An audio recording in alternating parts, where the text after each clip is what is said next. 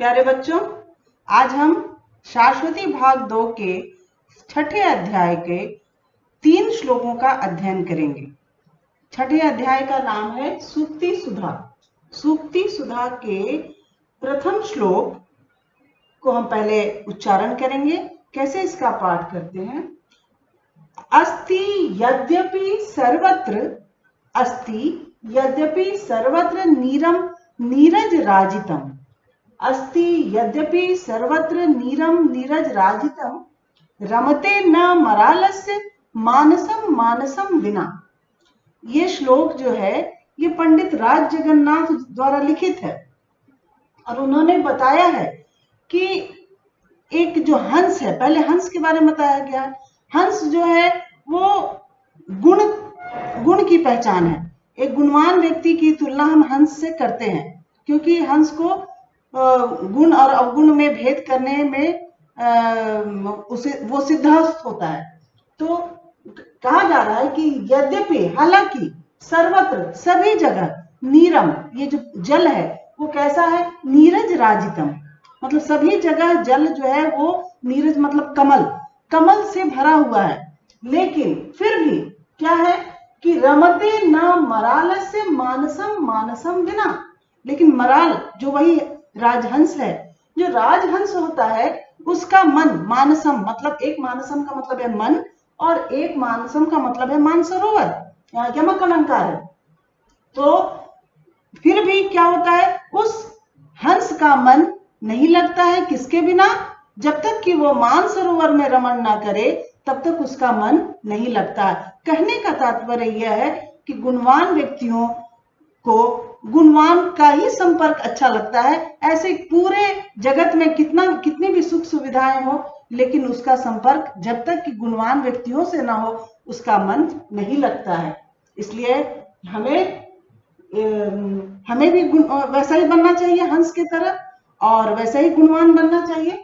अब देखिए यहाँ पर अस्ति यद्यपि है, यद्यपि मतलब हालांकि, फिर से देखना है हालांकि क्या? सर्वत्र, सभी जगह, नीरम जल, नीरज राजितम, नीरज राजितम का मतलब है कि कमलों से भरा हुआ, नीरज मतलब कमल, राजितम मतलब सुशोभित है, कमलों से सुशोभित है। इस धरती पर कई तालाब, कई नदियां ऐसी होंगी जो कमलों से भरे हुए हैं, लेकिन रमते न मरालस, लेकिन मन नहीं लग रहा है। मरालस मतलब हंस का मन नहीं लग रहा। मरालस मानसम, हंस का मन नहीं लग रहा है किसके बिना? मानसम बिना, मान सरोवर के बिना, जहां सच में कहते हैं कि राजहंस का निवास होता है।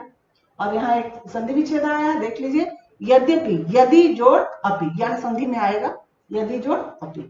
अब दूसरे श्लोक की ओर बढ़ते हैं, उसका पाठ पहले कर लें। नीर क्षीर विवेकी, देखिए यहाँ भी हंस के बारे में है। हंस को नीर क्षीर विवेकी भी कहा जाता है। कहा जाता है कि जब हंस को दूध और पानी दोनों मिला करके अगर दिया जाए तो वो दूध पी जाता है और पानी छोड़ देता है। कहने का मतलब कि वो गुणों को ग्रहण कर लेता है, अवगुणों को छोड़ देता है, यही इसका तात्पर्य। तो नीर क्षीर विवेके हंसालस्यम त्वमेव तनुषे चेत, नीर क्षीर विवेके हंसालस्यम त्वमेव तनुषे चेत, विश्वस्मिन् अधुना अन्यः, विश्वस्मिन् अधुना अन्यः कुलव्रतं पालिष्यति कः, विश्वस्मिन् अधुना अन्यः कुलव्रतं पालिष्यति कः। इसका मतलब है कि जो हंस है वो नीरक्षीर विवेकी है। हे हंस, तुम तो गुणवान हो, लेकिन अगर कोई गुणवान व्यक्ति ही आलस्य करने लगे, हंस आलस्य, अगर वो आलस्य करता है तो तुम्हें, अगर तुम ही आलस्य करने लगे, मतलब इस जगत में भी आज भी जो लोग बुद्धिजीवी हैं कहते हैं कि उनको जागना चाहिए। चीजें जो घटनाएं घट रही है, जैसे हो रही है, उसको देख करके चुप नहीं रहना चाहिए।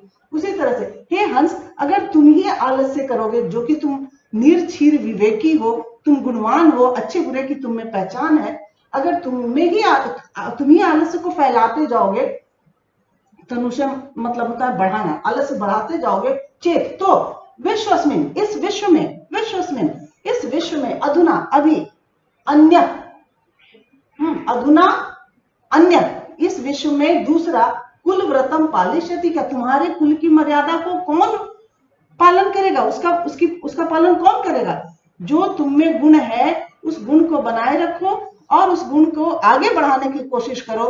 कहीं देखते हैं कि कुछ घटनाएं ऐसी घटती है जो कि नहीं घटनी चाहिए, जो गलत है, जो अवगुण है, उसका हमें हमेशा ही विरोध भी करना चाहिए। तो इसीलिए कहा गया है कि जो लोग भी इस समाज में, अगर इसका भावार्थ देखें तो इस समाज में जो लोग भी बुद्धिजीवी वर्ग के हैं, उनको चाहिए कि अच्छे और बुरे की पहचान करें, अच्छे का साथ दें, बुरे को छोड़ दें और बुरे का नाश करने की भी कोशिश करें। तो फिर से देखें कि नीर क्षीर विवेके हंसालस्यम त्वमेव तनुषे चेत विश्वस्मिन अधुना अन्य कुल व्रतम पालिष्यति कर। हे निर्क्षीर विवेकी हंस, अगर तुम ही आलस्य करते रहोगे तो इस विश्व में और दूसरा कौन है जो तुम्हारे कुल के व्रत को, ये जो तुम्हारे कुल का व्यवहार है, उसको कौन पालन करेगा। अर्थात तुमसे ही उम्मीद है, तुम कुछ करो। बाकी जिनको इन चीजों की पहचान नहीं है, जिनमें अवगुण है, वो तो इन चीजों की पहचान कर नहीं सकते। तो जो बुद्धिजीवी है वही कर सकते हैं। तो इसलिए जागो। अब देखो यहाँ कुछ संधि विच्छेद हैं, जैसे त्वमेव, त्वम जोड़ एव, हंसालस्यम, हंस जोड़ आलस्यम, विश्वस्मिन अधुनान्य, विश्व जोड़ अस्मिन जोड़ अधुना जोड़ अन्य भी होना चाहिए यहाँ, अन्य, एक मिनट, विश्वस्मिन अधुना अन्य,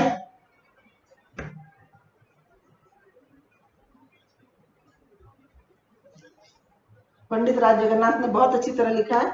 अब आगे भी देखें, अब तीसरा श्लोक है, इसका उच्चारण करें। तावत कोकिल विरसान यापय, तावत कोकिल विरसान यापया दिवसान वनांतरे निवसन, तावत कोकिल विरसान यापया दिवसान वनांतरे निवसन, यावन मिलत अलिमाल, यावन मिलत अलिमाल को अपि रसाल समुल्लसति, को अपि रसाल समुल्लसति।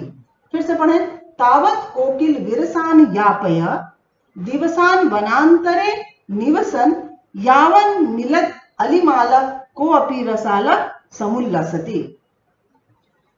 यहां पर मतलब है, कोयल को कहा जा रहा है कि ये भी बताया जा रहा है कि दुख अगर आया है आपके सामने तो उसके बाद सुख आएगा, सुख है तो दुख, ये चक्र चलता रहता है। तो अगर अभी आपके सामने थोड़ा दुख आया भी है तो आप उसे घबराए ना, आपको आगे सुख आएगा। एक पॉजिटिविटी भरी जा रही है।